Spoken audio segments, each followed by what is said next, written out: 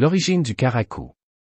Au XVIIIe siècle en France, le caraco est apparu en tant que vêtement féminin, prenant la forme d'une veste longue avec un dos ajusté. Il est caractérisé par ses manches étroites et collantes, sa taille resserrée, et des basques de longueur variable.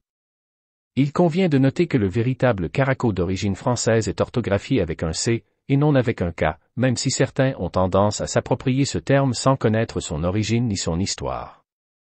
Contrairement aux costumes plus imposants comme la robe, le caraco était souvent très simple et la principale décoration était le tissu employé, mais les toiles de jouy et le brocart étaient très utilisés.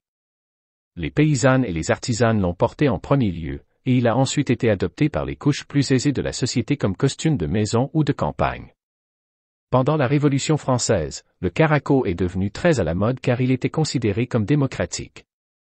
Il existe plusieurs types de caraco, mais parmi les plus connus on peut trouver le Pierrot et le caraco à la Suzanne.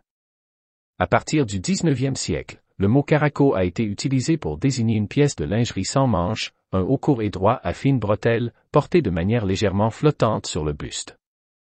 Le but de cette vidéo est de souligner que le terme caraco a une origine exclusivement française, et que les vêtements qui ont récemment émergé sous une appellation déformée ne sont rien d'autre que des imitations, agrémentées de broderies superflues. Alors qu'en pensez-vous? Dites-nous dans les commentaires et à la prochaine.